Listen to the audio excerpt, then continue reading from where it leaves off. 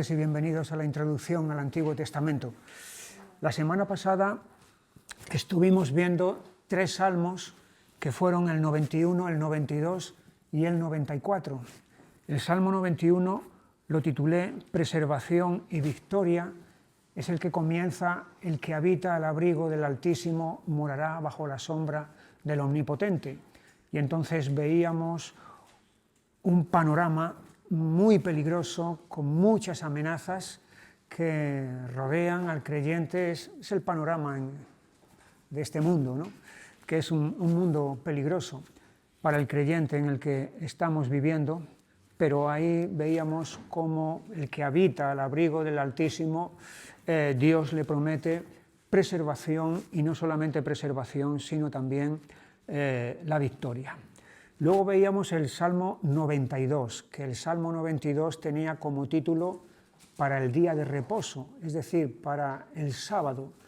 El sábado era el día en el que se cesaban de todas las actividades, de todas las obras propias que cada uno hacía para ganarse su sustento, para ganarse la vida, y el sábado era el día del Señor, el día dedicado para Dios y para meditar y considerar en la obra o en las obras de Dios.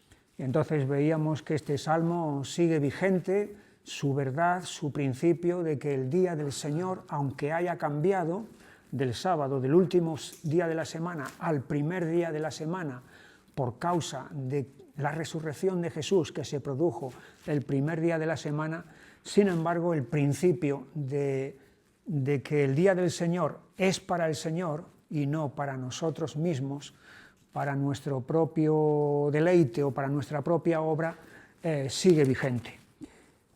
Y luego saltábamos al Salmo 94, que lo titulé La multiforme gracia de Dios. Es un salmo que se abre con una declaración que nos puede chocar e incluso pensar de decir, esto no es adecuado para Dios, porque dice Dios de las venganzas. Entonces, pero veíamos que la venganza en Dios no es como la venganza humana. En la venganza humana está el desquite y la crueldad incluso, pero la venganza en Dios veíamos que es la justicia, y la justicia suya es la justicia perfecta. Y en ese salmo veíamos la multiforme justicia de Dios, multiforme porque tiene una variedad de aspectos, como son su justicia penal, su justicia correctora, su justicia restauradora, su justicia incorruptible y su justicia salvadora.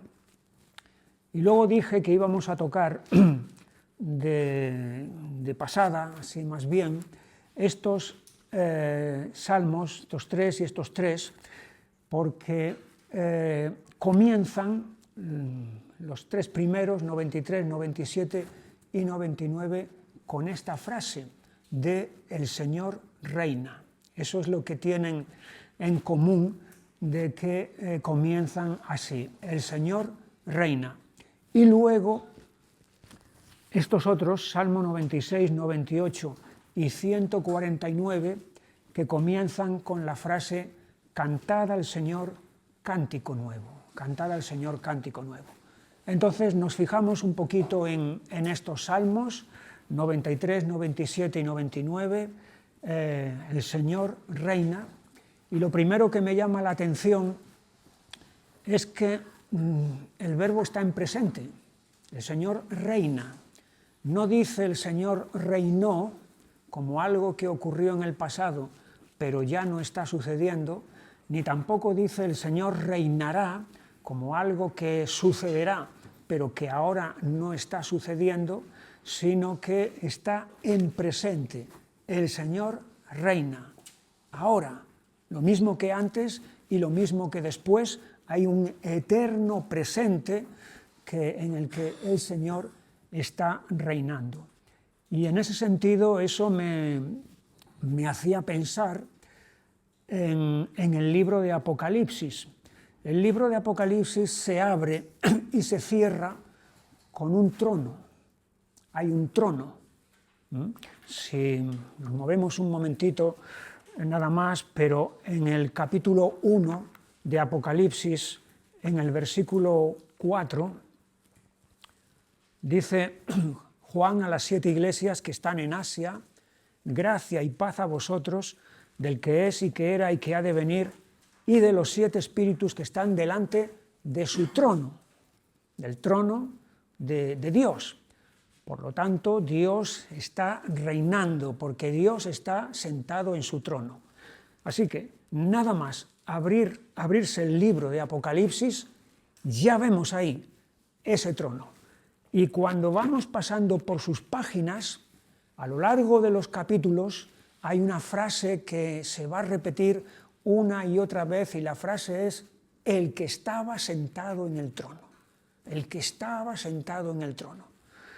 Y da igual que haya fuerzas demoníacas que están combatiendo ese trono, da igual que esté la bestia y el falso profeta y el dragón tratando de derribar, por así decirlo, los propósitos de Dios, da lo mismo, siempre la frase es: el que estaba sentado en el trono, hasta llegar al final prácticamente del libro, allí en el capítulo 22 y versículo 3, 22 es el último capítulo del libro, y el versículo 3 dice: y no habrá más maldición, y el trono de Dios y del Cordero estará en ella, y sus siervos le servirán. Por lo tanto, Apocalipsis comienza con el trono, continúa con el trono y acaba con el trono. Es decir, el Señor reina. El Señor reina. Y es lo que aquí anticipadamente ya en estos 3 salmos que estamos diciendo se nos va a enseñar. El 93 dice el versículo 1: el Señor reina. Se vistió de magnificencia, el Señor se vistió, se ciñó de poder, afirmó también el mundo y no se moverá, firme es tu trono desde entonces, tú eres eternamente. Y fíjate, este trono, o sea, este reinado de Dios comenzó ya desde el momento de la creación. Firme es tu trono desde entonces. Desde que Él afirmó el mundo, es decir, desde que Él creó el universo, Él ya está reinando en el universo. Y no solamente eso, sino también está prevaleciendo sobre toda resistencia. Versículo 3, alzaron los ríos, oh Señor, los ríos alzaron su sonido, alzaron los ríos sus ondas, el Señor en las alturas es más poderoso que el estruendo de las muchas aguas, más que las recias ondas del mar. Es decir, no importa las fuerzas hostiles que se puedan levantar contra su reino, Él, como dice aquí, es más poderoso que todo eso. Por lo tanto, su reino permanece siempre. Luego, el 97 también, que comienza de la misma manera, el Señor reina, nos presenta a Dios en ese reino, desplegando su poder y también su justicia y su juicio. Versículo 2, nubes y oscuridad alrededor de él, justicia y juicio son el cimiento de su trono. Fuego irá delante de él y abrasará a sus enemigos alrededor. Sus relámpagos alumbraron el mundo, la tierra vio y se estremeció, los montes se derritieron como cera, delante del Señor de toda la tierra. Así que vemos aquí esa magnificencia, esa majestad y esa grandeza absoluta de Dios, de tal manera que nada ni nadie puede resistirlo. Y mientras que para unos ese reinado de Dios, ese reino de Dios, es motivo para su vergüenza y para su para su humillación, versículo 7, avergüéncense todos los que sirven a las imágenes de talla, los que se glorían en los ídolos, póstrense a él todos los ídolos. Para estos es motivo de vergüenza y de humillación, sin embargo, para su pueblo este reino es motivo de regocijo. Versículo 8, oyó Sión y se alegró, y las hijas de Judá, oh Señor, se gozaron por tus juicios. Su reino es sobre todo, y esa palabra todo aparece 6 veces en este salmo. Es decir, que no hay nada que queda excluido de ese reino, que no hay nada que está fuera o más allá de ese reino, como diciendo, aquí no llega, aquí no entra su dominio. No, ese reino suyo es sobre todo. Versículo 5, los montes se derritieron como cera delante del Señor de toda la tierra. Versículo 6, los cielos anunciaron su justicia y todos los pueblos vieron su gloria. Versículo 7, avergüéncense todos los que sirven a las imágenes de talla, los que se glorían en los ídolos, póstrense a él todos los dioses.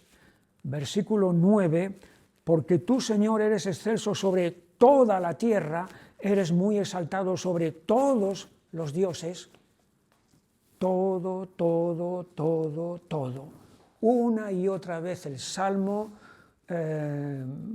remarca de que ese reinado, ese reino de Dios se extiende sobre todos y sobre todo, y por supuesto sobre su pueblo. Versículo 10, los que amáis al Señor, aborreced el mal, Él guarda las almas de sus santos, del mano de los impíos los libra. Luz está sembrada para el justo y alegría para los rectos de corazón. Alegraos justos en el Señor y alabad la memoria de su santidad. Así que ese reino de Dios es motivo de preservación, de salvación para los suyos y como consecuencia de alegría, de alabanza. Y luego está el Salmo 99, que también va a comenzar de la misma manera, el Señor reina. Y aquí podemos ver entonces la grandeza de Dios como Rey, añadiendo el calificativo de santo, 3 veces. Santo, allí lo tenemos en el versículo 3, el Señor en Sión, alaben tu nombre, grande y temible, Él es santo. Versículo 5, exaltad al Señor nuestro Dios y postraos ante el estrado de sus pies, Él es santo. Y versículo 9, exaltad al Señor nuestro Dios y postraos ante su santo monte, porque el Señor nuestro Dios es santo. Así que, además de todos esos atributos que hemos visto antes, de majestad, de grandeza, de poder, está también de la santidad. Él es santo.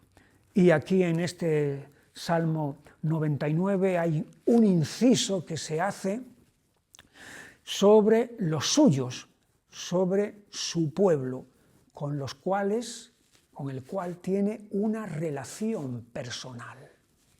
Versículo 6, Moisés y Aarón entre sus sacerdotes y Samuel entre los que invocaron su nombre. Invocaban al Señor y Él le respondía. En columna de nube hablaba con ellos, guardaban sus testimonios y el estatuto que les había dado. Por lo tanto, este Rey, excelso, supremo, magnífico, incomparable, tiene relación personal entonces con aquellos que son su pueblo. El Señor reina. Y ahora vamos a ver esta otra tríada de salmos, que son 96, 98 y 149, porque tienen en común que comienzan de esta manera. Cantad al Señor cántico nuevo. Cantad al Señor cántico nuevo. El canto es la expresión de la alabanza, ¿verdad?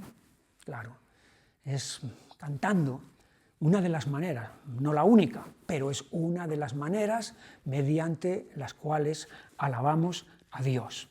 Y esa alabanza entonces indica también la gratitud, la adoración, indica la acción de gracias y la respuesta en definitiva que el pueblo de Dios da a Dios por todas las cosas que hemos recibido de Él.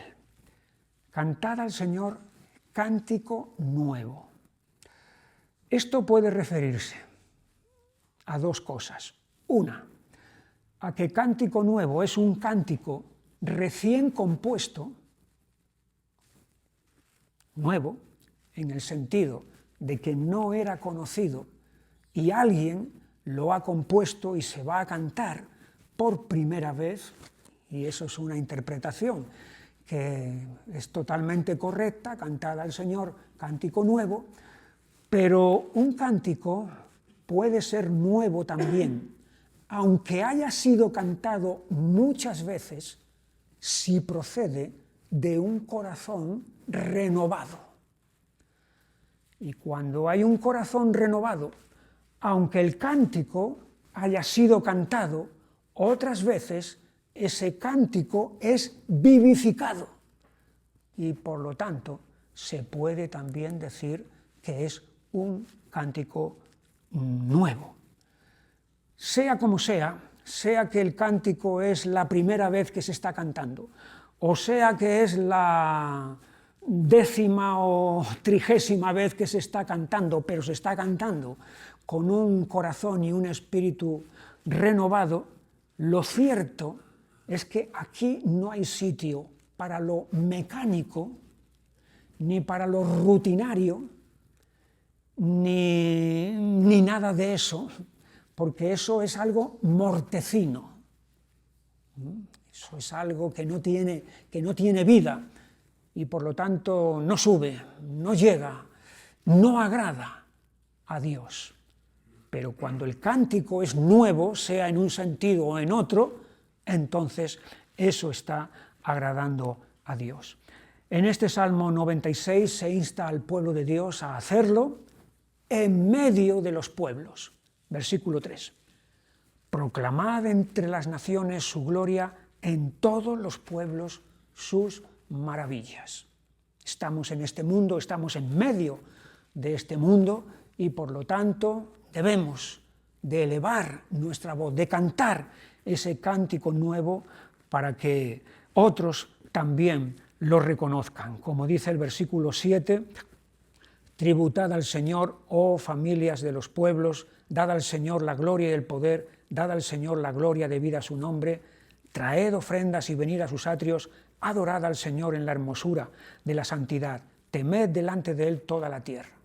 Fíjate, lo que comienza siendo una iniciativa del pueblo de Dios, cantad al Señor cántico nuevo, va a tener influencia y va a tener repercusión en otros que todavía no son pueblo de Dios, pero van a llegar a serlo. Salmo 96, el Salmo 98 insta no solo al pueblo de Dios a cantar este cántico nuevo, sino que lo que hace es instar a toda la tierra. Versículo 4. Cantad alegres al Señor toda la tierra, levantad la voz y aplaudid y cantad salmos al Señor con arpa y voz de cántico, aclamad con trompetas y sonidos de bocina delante del Rey, el Señor.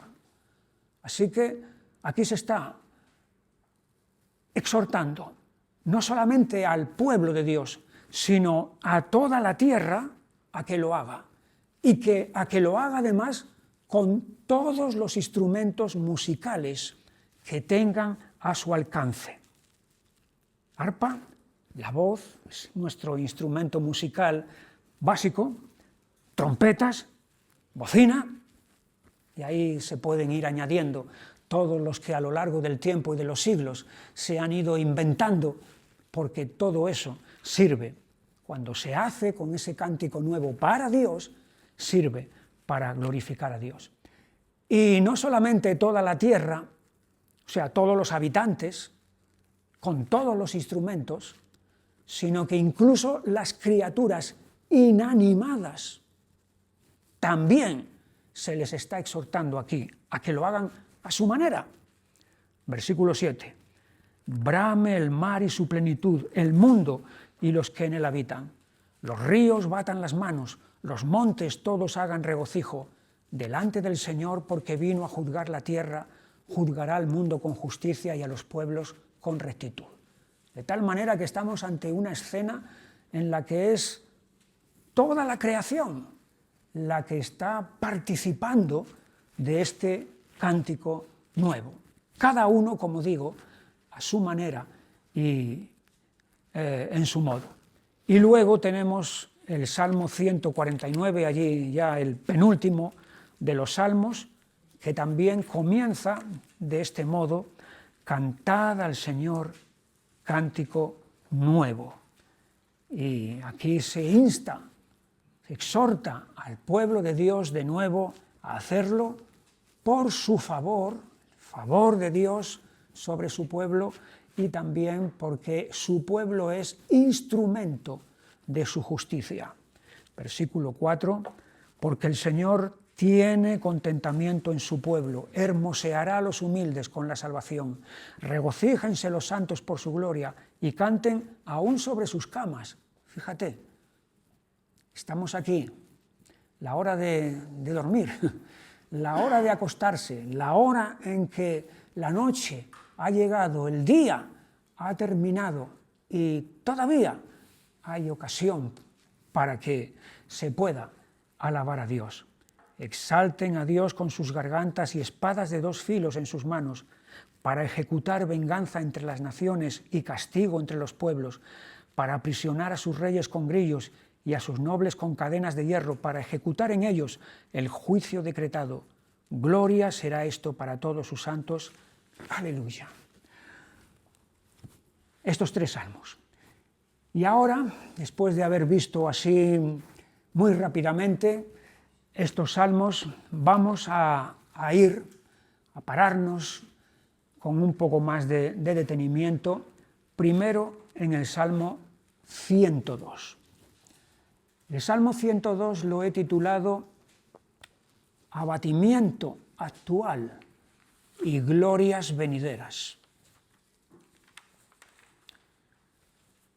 Abatimiento actual y glorias venideras. Es un salmo que tiene un encabezamiento, ahí en la letra pequeña, lo leemos: oración del que sufre cuando está angustiado y delante del Señor derrama su lamento. El salmo se puede dividir en 4 partes. Hay una primera parte de súplica, que son los primeros 11 versículos. Es una súplica. La segunda parte, del 12 al 22, es una declaración que el que escribe el Salmo está haciendo, una declaración sobre Dios. La súplica es a Dios, pero ahora la segunda parte del 12 al 22 es una declaración sobre Dios.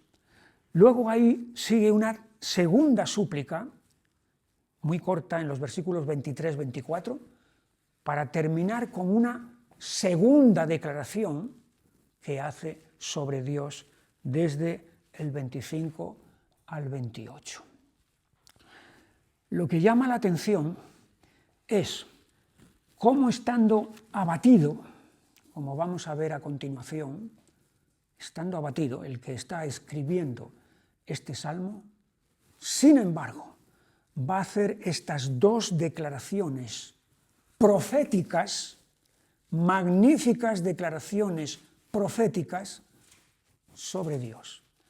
Pareciera que cuando uno está hundido, cuando uno está abatido, lo único que se mira es a sí mismo y se lamenta y se queja, etcétera, y ya está. Pero aquí hay alguien que está experimentando este abatimiento, este hundimiento, y sin embargo está haciendo estas declaraciones proféticas sobre el futuro, sobre las glorias venideras. Y en ese sentido, esto me hacía pensar en lo que escribió el apóstol Pablo en la segunda carta a los Corintios, en el capítulo 4 y versículo 17 y 18. Dice él allí: porque esta leve tribulación momentánea produce en nosotros un cada vez más excelente y eterno peso de gloria, no mirando nosotros las cosas que se ven, sino las que no se ven, pues las cosas que se ven son temporales, pero las que no se ven son eternas. Y aquí tenemos a un hombre, al apóstol Pablo, que supo lo que era el sufrimiento, que supo, por experiencia personal, lo que era el abatimiento e incluso el hundimiento.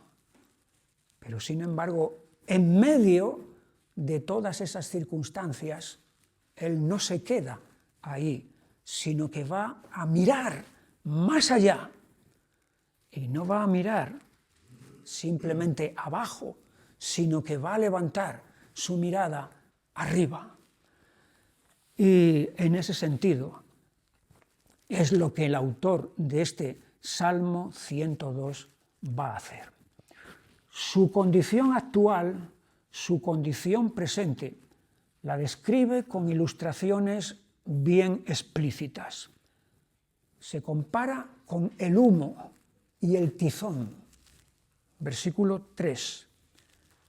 Porque mis días se han consumido como humo, y mis huesos, cual tizón, están quemados.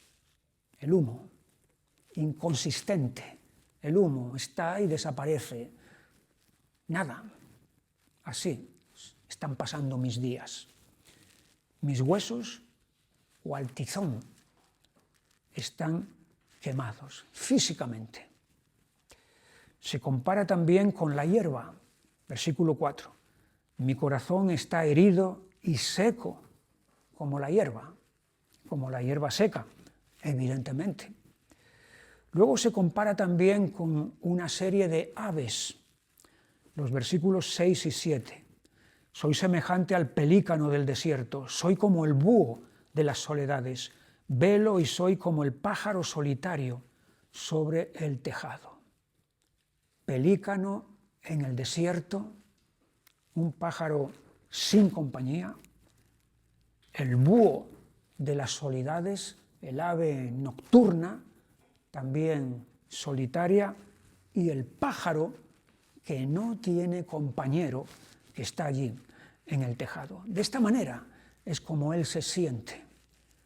Luego se compara también con la ceniza en el versículo 9, su alimento, por lo cual yo como ceniza a manera de pan y mi bebida mezclo con lágrimas. Y después con la sombra. Mis días son como sombra que se va y me he secado como la hierba. De nuevo otra vez la ilustración de la hierba. Esta es su situación actual. Y además, añadido a esto, está que tiene enemigos que están en su contra. Versículo 8. Cada día me afrentan mis enemigos, los que contra mí se enfurecen se han conjurado contra mí. Tiene enemigos, pero resulta que también siente que la ira de Dios está sobre él. Versículo 10. A causa de tu enojo y de tu ira, pues me alzaste y me has arrojado. En esta condición es en la que se encuentra abatimiento, hundimiento. Es por esto, por lo que comienza el Salmo con la súplica. Versículo 1, Señor, escucha mi oración y llegue a ti mi clamor. No escondas de mí tu rostro en el día de mi angustia. Inclina a mí tu oído, apresúrate a responderme el día que te invocare. Después de hacer toda esta súplica que hemos visto, los primeros 11 versículos, es donde va a efectuar la declaración acerca de Dios. Lo primero es manifestar la eternidad de Dios frente a su propia condición fugaz, pasajera. Mis días son como humo. Versículo 12, mas tú, Señor, permanecerás para siempre y tu memoria de generación en generación. Está proclamando la eternidad de Dios. Pero no solamente eso, porque Dios está ahí, eterno, nosotros mortales, pasajeros, nada, pero a continuación va a declarar la intervención salvadora y restauradora de Dios a favor de su pueblo. No va a quedarse su pueblo caído, no va a quedarse su pueblo abatido y hundido permanentemente, sino que Dios va a intervenir a favor de su pueblo para levantarlo.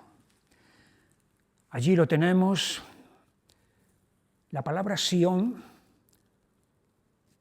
La palabra Sión es la que, en la que está resumida, está resumido el pueblo de Dios. Sión es la parte de Jerusalén donde estaba la ciudad de David, es decir, la residencia del rey. Por lo tanto, el punto central, no solamente de Jerusalén, sino también de toda la nación. Era la representación, entonces, de todo el pueblo de Dios, de Israel. Aquí la palabra Sión aparece 3 veces. Versículo 13, te levantarás y tendrás misericordia de Sión, porque es tiempo de tener misericordia de ella, porque el plazo ha llegado.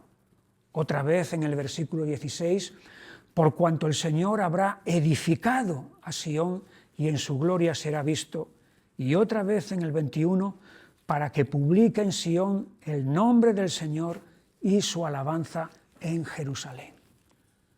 Así que esta intervención de Dios a favor de Sión, o sea, a favor del pueblo de Dios, es para restaurarlo, para levantarlo, para sacarlo de la caída en la que ha quedado, para traer salvación. Pero el propósito de Dios no termina con Sión, no se limita al pueblo de Dios, sino que se va a extender a los demás pueblos también. Versículo 15, entonces las naciones temerán el nombre del Señor y todos los reyes de la tierra tu gloria. Y versículo 22, cuando los pueblos y los reinos se congreguen en uno para servir al Señor. Por lo tanto, el propósito de Dios no solamente es nacional, sobre una nación, que es Israel, nada más, sino que es universal, porque abarca aquí a todos los pueblos sobre los cuales tiene ese dominio universal. Y llama la atención que el que permanece para siempre, versículo 12, tú, Señor, permanecerás para siempre, inmutable, incambiable, va a tener compasión y misericordia de Sión. Versículo 13, te levantarás, tú, que eres inmutable, te levantarás y tendrás misericordia de Sión. Y el que está en lo alto, en las alturas, por encima de todo, va a mirar lo bajo y a los que están bajos. Versículo 19. Porque miró desde lo alto de su santuario. El Señor miró desde los cielos a la tierra para oír el gemido de los presos, para soltar a los sentenciados a muerte. el elevado, el encumbrado, va a mirar a los que están totalmente abatidos. Y eso se llama condescendencia. La palabra condescendencia está compuesta de dos, que son la preposición con y descender. Es descender, o sea, es bajar con los que están abajo. Eso es condescendencia. Y eso es lo que Dios está teniendo aquí, para con nosotros, los que estamos abajo y estamos abatidos y hundidos. Tiene esa condescendencia que aquí este salmo está enseñando, va a tener su expresión máxima allí en el Evangelio de Juan, en el capítulo 1 y versículo 14. Y aquel verbo, el verbo que estaba con Dios y que era Dios, el verbo sin el cual nada de lo que ha sido hecho fue hecho, elevado, encumbrado, aquel verbo fue hecho carne y habitó entre nosotros. O sea, se hizo como uno de nosotros. El alto se hizo bajo, el grande se hizo pequeño. Es la condescendencia que este salmo ya aquí nos estaba enseñando.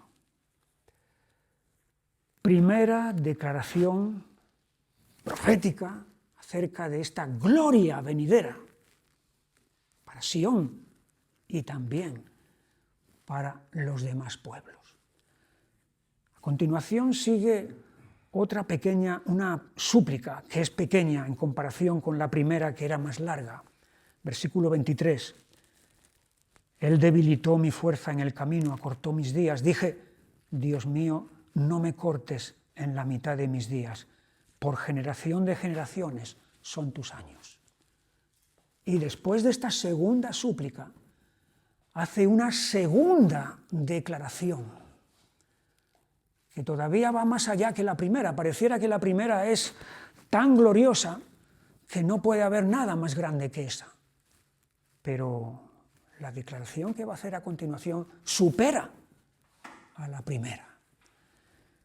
Porque allí en el versículo 25 dice, desde el principio tú fundaste la tierra y los cielos son obra de tus manos. Ellos perecerán, mas tú permanecerás, y todos ellos como una vestidura se envejecerán, como un vestido los mudarás y serán mudados. Él está aquí declarando que Dios es creador, que el Señor es creador.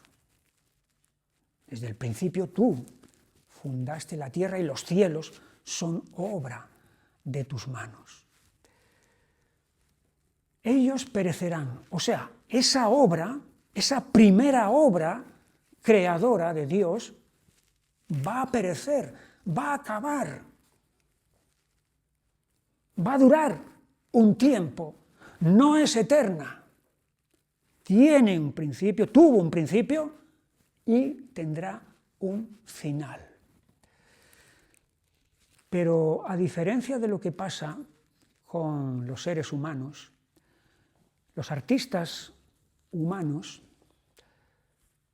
crean obras, ya sean musicales, pictóricas, escultóricas, de muchas clases.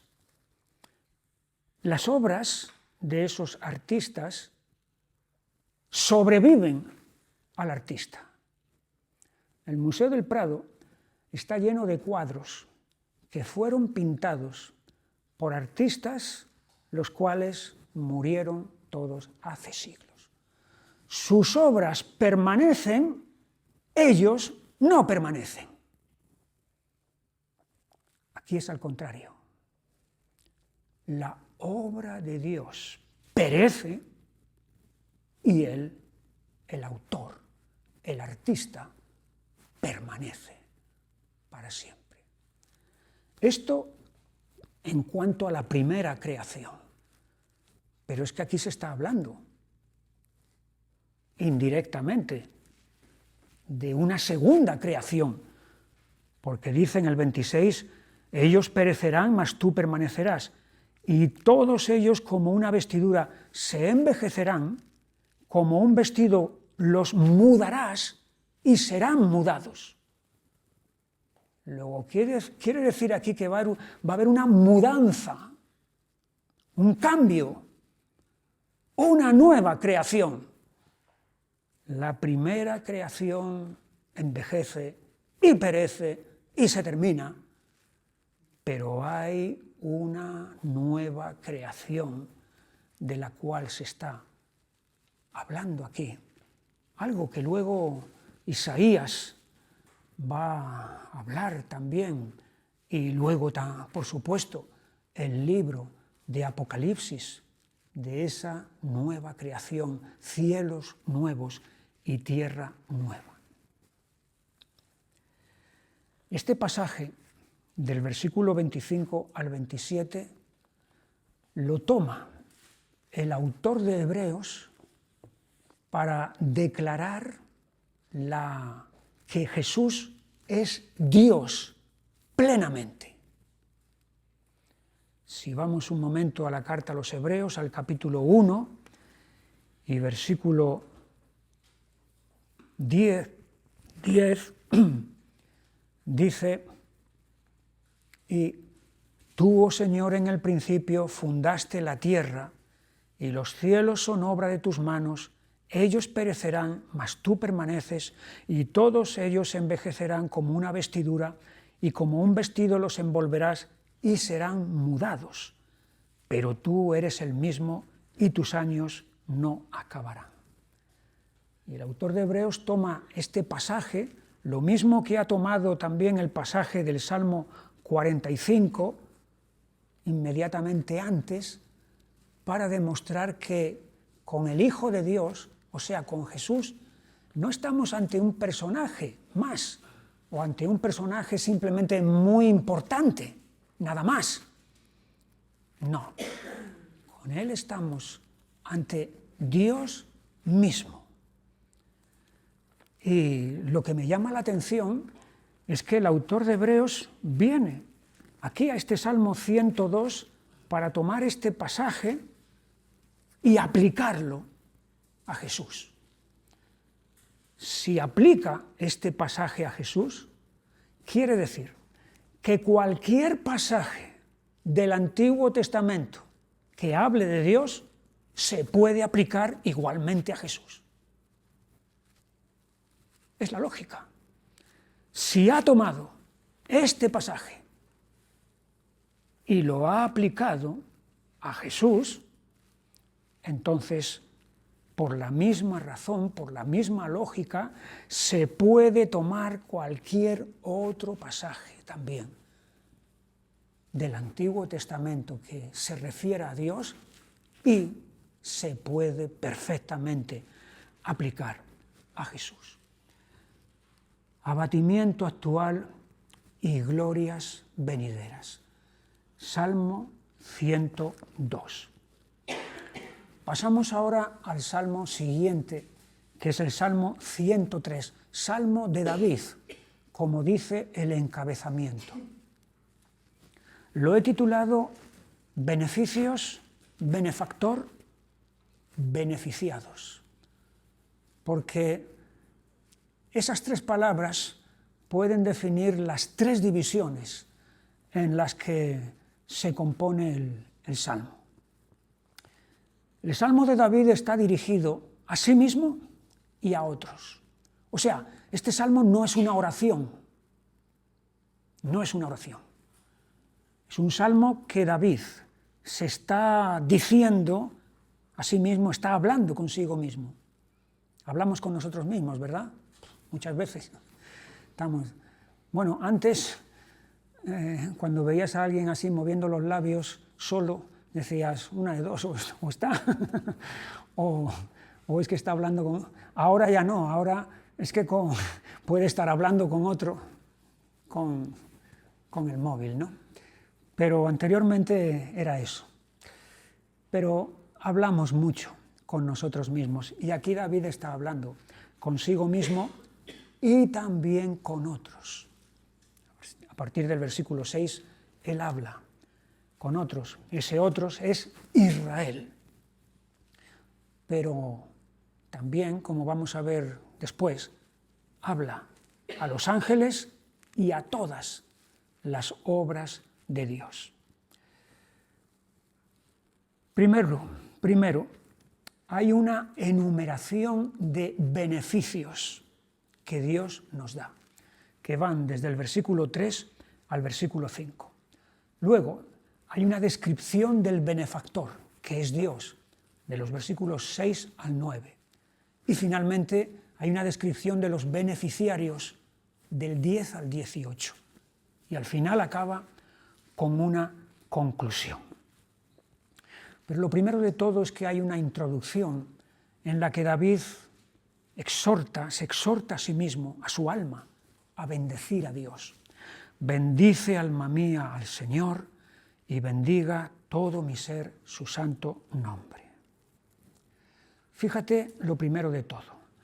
Antes de empezar a enumerar los beneficios que Dios le ha otorgado y a bendecir a Dios por esos beneficios, bendice a Dios por lo que Él es en sí mismo. Por lo que Él es. Punto. Simplemente. Por eso, Dios es digno de ser bendecido, independientemente de las bendiciones o los beneficios que pueda habernos concedido. Dios es digno de ser bendecido por lo que Él es. Bendice, alma mía, al Señor, y bendiga a todo mi ser su santo nombre. Y como el nombre es representativo de la persona, del ser que lo lleva, entonces David está bendiciendo a Dios por lo que Él es. Bendiga todo mi ser. Aquí hay una bendición que no es parcial. Es una bendición integral, total. Es la persona, es el corazón, es la mente, son todas las facultades que David tiene, las que está poniendo en esta bendición. Bendice, alma mía, al Señor, y bendiga todo mi ser su santo nombre. Y a continuación es cuando empieza a describir los beneficios. Por cierto, que en esa bendición, de nuevo, lo mismo que veíamos lo de cantar al Señor cántico nuevo, no tiene que haber nada rutinario ni mortecino en ese cántico. En esta bendición no hay nada rutinario ni mortecino, porque es todo mi ser, todo mi interior, todo lo que soy está bendiciendo a Dios. Y ahora es cuando empieza a describir todos esos beneficios. Versículo 2, bendice, alma mía, al Señor, y no olvides ninguno de sus beneficios. Sí, porque es fácil que caigamos en el olvido. Es fácil porque somos olvidadizos, pero olvidar algunas cosas de aquí abajo puede tener su importancia o puede no tenerla, pero olvidar al que hace todos estos beneficios y los beneficios mismos, eso puede ser trágico. Es lo que dijo el profeta Isaías en el capítulo 17 y versículo 10. Porque te olvidaste del Dios de tu salvación y no te acordaste de la roca de tu refugio. Y eso tiene consecuencias terribles, ese olvido. De ahí, no olvides ninguno de sus beneficios. ¿Cuáles son esos beneficios? El primero el primero que cita. Por lo tanto, el más importante de todos, versículo 3, Él es quien perdona todas tus iniquidades. Tenemos muchas necesidades, ¿verdad? Sí, muchas necesidades. Unas son físicas, otras son psicológicas, mentales, emocionales, materiales, etcétera, necesidades. Pero hay una necesidad primordial, vital, que tenemos, y esa es la que tiene que ver con el pecado, de ser librados, de ser limpiados, de ser perdonados de nuestro pecado. Porque por muchos beneficios, por muchos otros beneficios que podamos recibir, si no hemos recibido este beneficio del perdón de nuestros pecados, todo lo demás no sirve de mucho. Él es quien perdona todas tus iniquidades. La palabra iniquidad es una palabra dura, es una palabra fuerte. Ya hemos dicho que tenemos que tener cuidado de no cambiar la forma de las sanas palabras, como el apóstol Pablo va a decir en sus cartas pastorales. Retén la forma de las sanas palabras. Y entre esas sanas palabras están estas palabras que son pecado, iniquidad, rebelión, etcétera, que describen nuestra condición, para no cambiarlas por otras que sean más suaves, como errores o fallos o defectos o cosas así, para no ofender a nadie o también para nosotros quedarnos más tranquilos. Cuidado con eso, porque no estaremos haciendo ningún favor a nadie, ni tampoco nos lo estaremos haciendo a nosotros mismos si estamos cambiando el significado de las palabras. Iniquidades. Él es quien perdona todas tus iniquidades. Todas. No algunas, no bastantes, no muchas. Todas tus iniquidades. Este es el primero de esos beneficios. El segundo viene a continuación, el que sana todas tus dolencias. Dolencias. Y aquí podemos irnos por otro lado y decir dolencias, enfermedades, enfermedades físicas. Luego quiere decir que Dios está prometiendo aquí que me va a sanar de todo, de todas las enfermedades. Por esta lógica no nos moriríamos nunca, porque nos morimos normalmente por enfermedades. Es verdad que hay accidentes y hay otras cosas que pasan, que la gente también se muere, pero la mayoría es por enfermedades. Pero tenemos que entender muy bien lo que aquí David está diciendo. Está hablando a su alma. Bendice, alma mía, al Señor. Él es el que sana, alma mía, todas tus dolencias. Las dolencias de las que David está hablando aquí son dolencias del alma, dolencias interiores, lo cual no quiere decir que Dios no pueda sanarnos de enfermedades. Por supuesto que puede, y lo hace, en unos casos, en otros no. Pero en este pasaje, las dolencias de las que David está hablando son las dolencias del alma. Y las dolencias del alma son secuela, son consecuencia de los pecados. Porque el pecado, aparte de la culpa y de la condenación, trae daños añadidos. La tristeza, la perturbación, el desorden, el caos y tantas otras secuelas interiores que producen dentro de nosotros todo un desarreglo total. Es a estas dolencias interiores. El pecado, la raíz, ha sido perdonada, y como la raíz ha sido perdonada, las secuelas, que son esas dolencias, van a ser sanadas. Cuando recibimos el perdón de nuestros pecados, eso conlleva también toda una serie de beneficios añadidos en nuestra personalidad.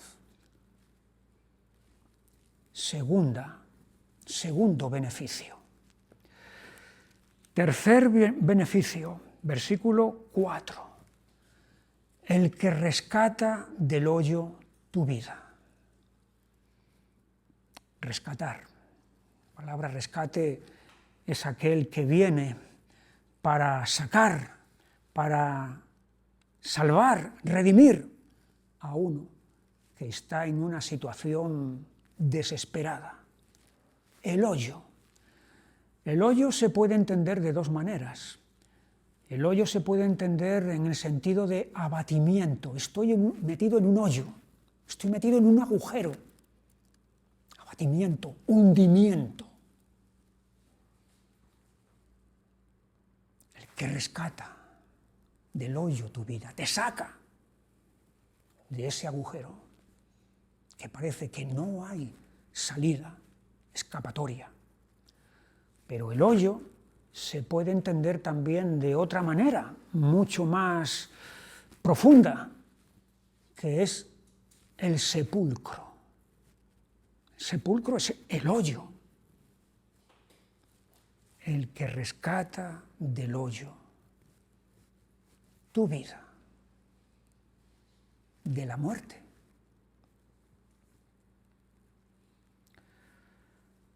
Tres beneficios. Con estos tres beneficios podíamos decir, Señor, esto ya es lo máximo, lo más grande que puedes hacer por nosotros. Y sin embargo, no es todo. Porque a estos tres beneficios hay otros que se le añaden aquí. Versículo 4, el que rescata del hoyo tu vida, el que te corona de favores y misericordias, el que sacia de bien tu boca, de modo que te rejuvenezcas como el águila. De modo que además de quitar culpa, dolencias, hundimiento, Dios pone en nosotros honor, te corona.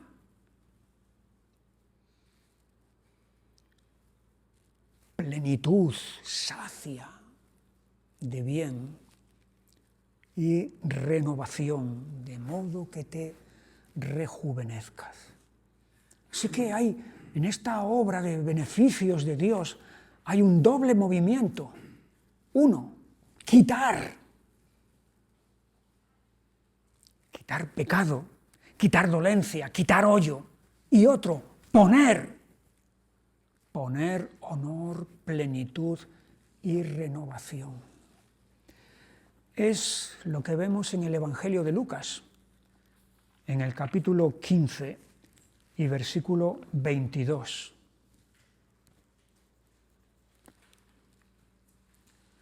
Pero el padre dijo a sus siervos, sacad el mejor vestido y vestidle, y poned un anillo en su mano y calzado en sus pies.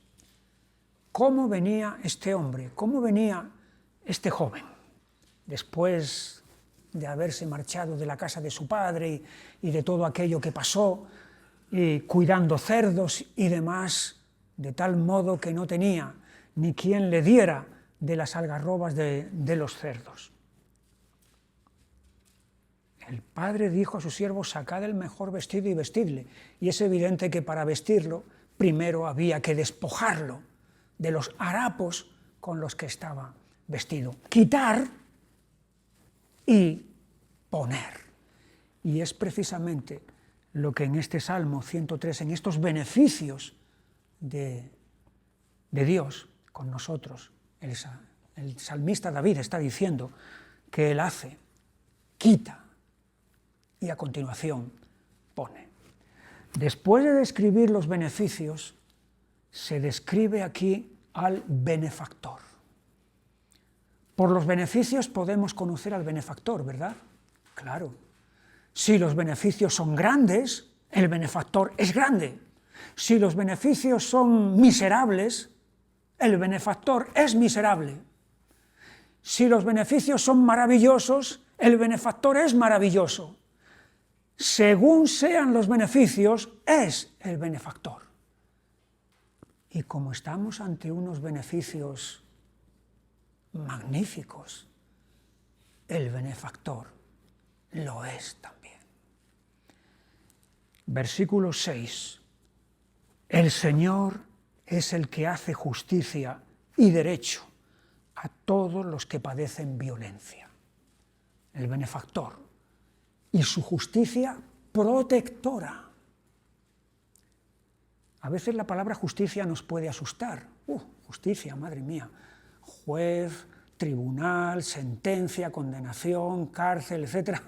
Y lo asociamos todo, la justicia, por ahí. Es verdad que la justicia tiene esa componente, porque la justicia está para castigar al que hace lo malo. Pero la justicia tiene la otra componente, que es protección hacia aquellos que no están recibiendo justicia. Y aquí se está hablando de esa justicia protectora.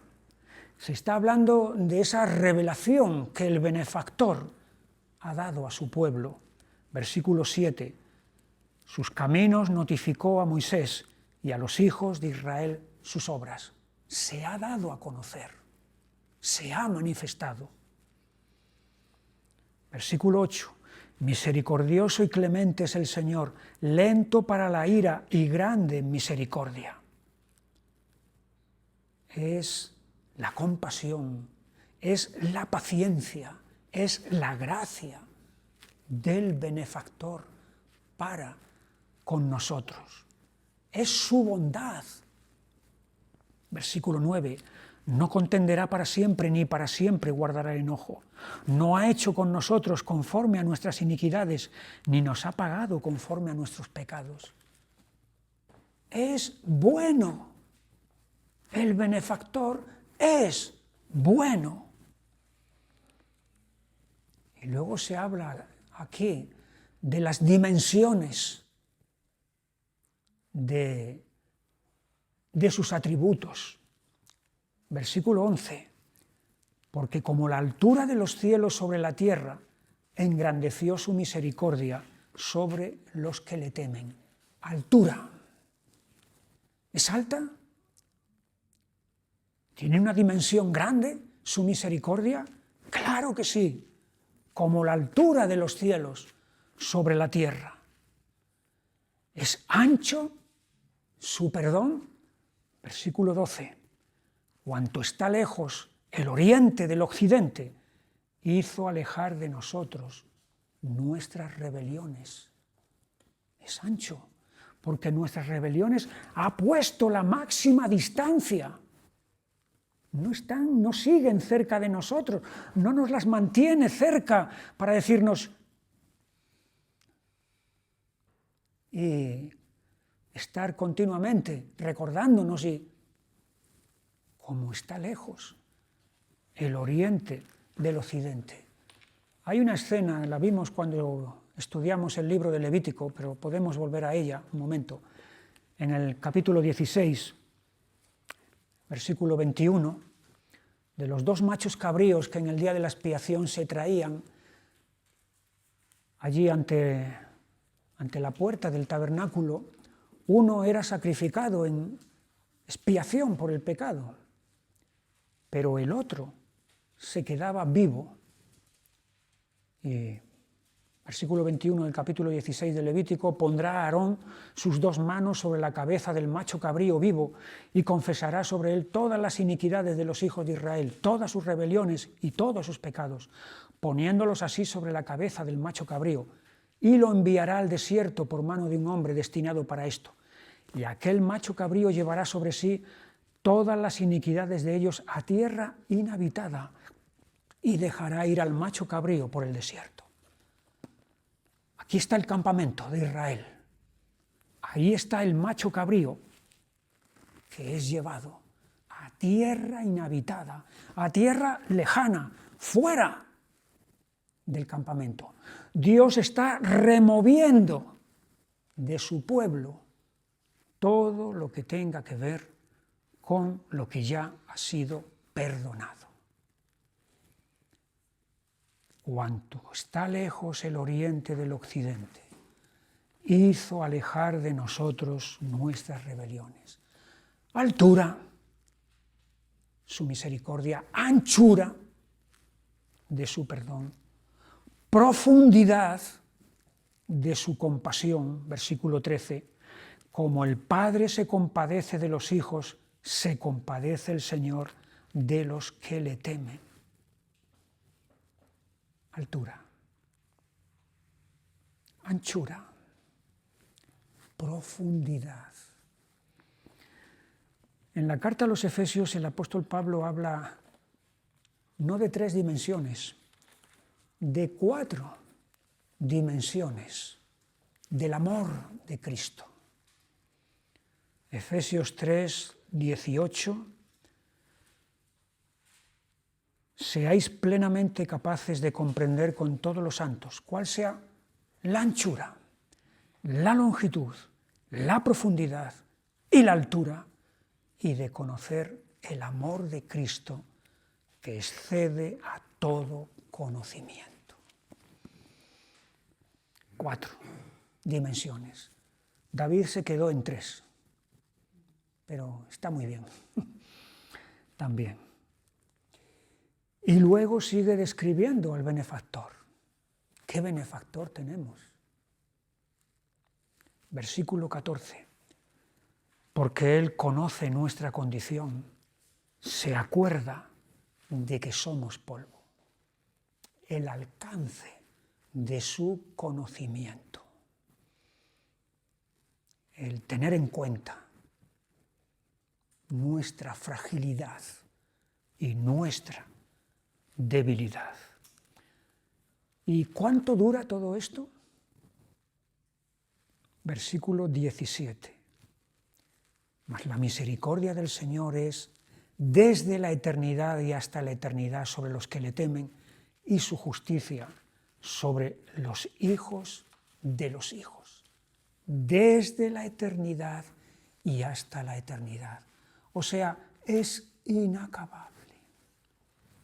El benefactor, los beneficios y ahora los beneficiados. Los tenemos a continuación. Aquí David ya se presenta a sí mismo como prototipo de todos esos beneficiados en el versículo 3. Él es, alma mía, Él es quien perdona todas tus iniquidades. Así que aquí está presentándose como un pecador necesitado del perdón de Dios. Y los beneficiados son pecadores también necesitados de ese perdón. Versículo 10, no ha hecho con nosotros, antes estaba hablando en singular, bendice alma mía, pero ahora está hablando en plural. No ha hecho con nosotros conforme a nuestras iniquidades, ni nos ha pagado conforme a nuestros pecados. Versículo 12, cuanto está lejos el oriente del occidente, hizo alejar de nosotros nuestras rebeliones. Así que no hay duda, los beneficiados son gente que ha pecado, gente con iniquidades, gente rebelde. Y además de eso está la fragilidad, la debilidad innata de la naturaleza humana. Versículo 14. porque Él conoce nuestra condición. Se acuerda de que somos polvo. El hombre como la hierba son sus días. Florece como la flor del campo, que pasó el viento por ella y pereció, y su lugar no la conocerá más. Polvo, hierba, flor del campo, algo pasajero, algo que no dura. Pecadores y frágiles. Es la condición humana y también del pueblo de Dios. Pero estos, que son pecadores y frágiles, son pueblo de Dios. Versículo 11. Porque como la altura de los cielos sobre la tierra engrandeció su misericordia sobre los que le temen.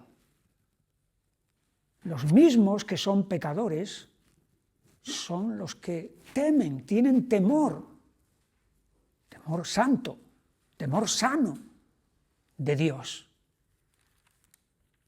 Versículo 13. Como el Padre se compadece de los hijos, se compadece el Señor de los que le temen. Versículo 17. Mas la misericordia del Señor es desde la eternidad y hasta la eternidad sobre los que le temen. Así que no hay duda.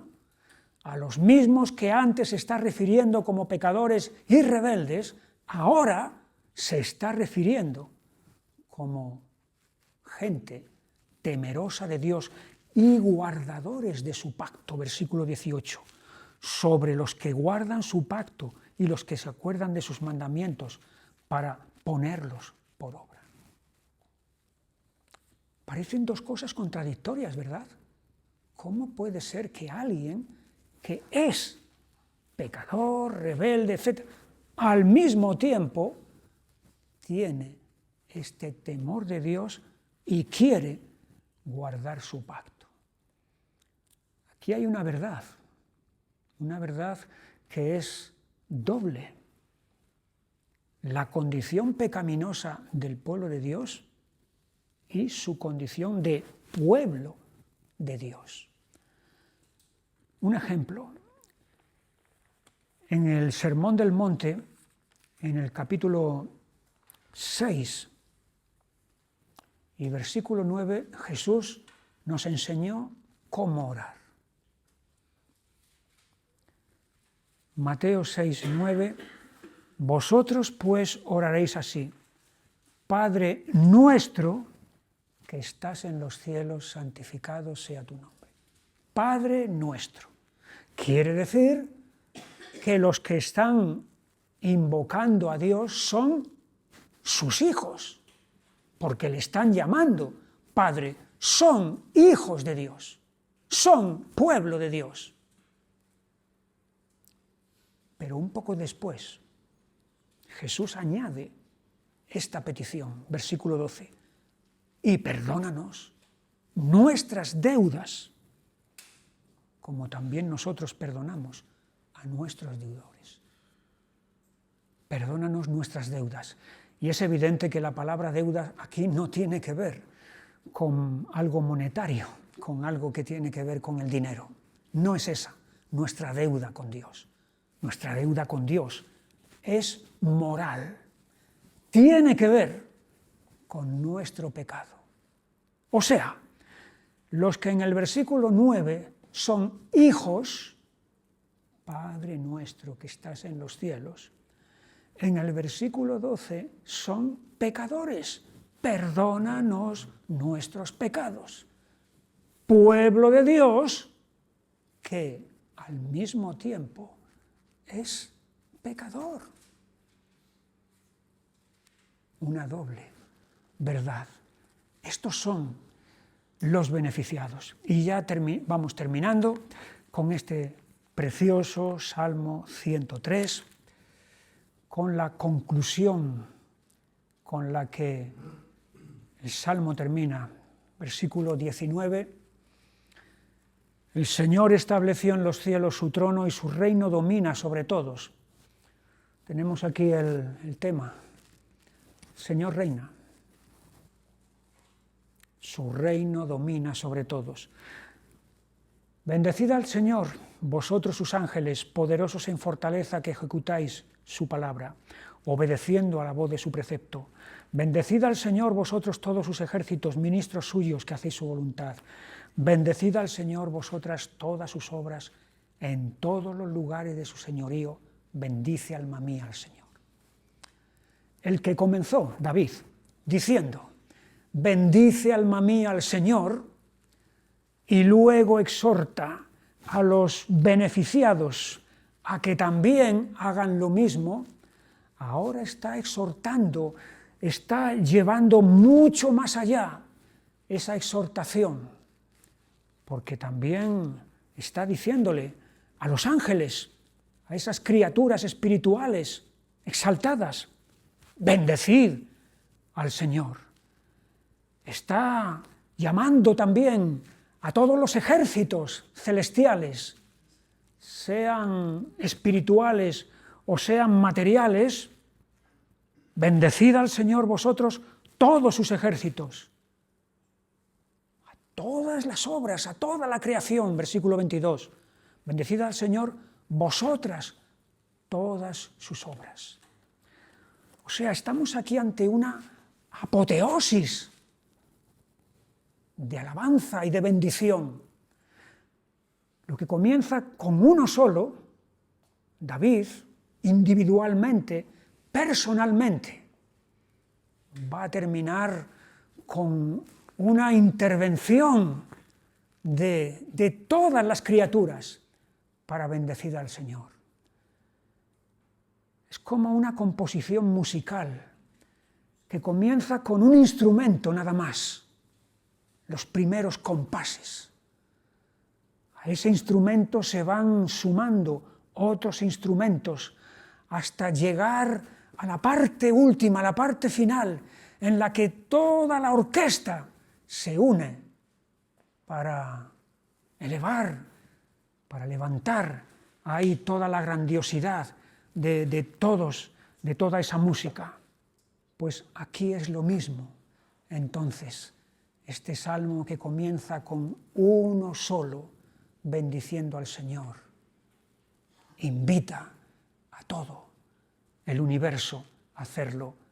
Y de nuevo termina, bendice alma mía al Señor, igual que había empezado. Terminamos aquí, si Dios quiere, la semana que viene seguimos con el Salmo 104 y luego algunos más que vienen a continuación. Vamos a seguir leyendo y saturándonos de este libro de los Salmos. Que el Señor os bendiga y hasta el próximo día. Las cosas que el Señor hizo por mí, incontables son sus maravillas.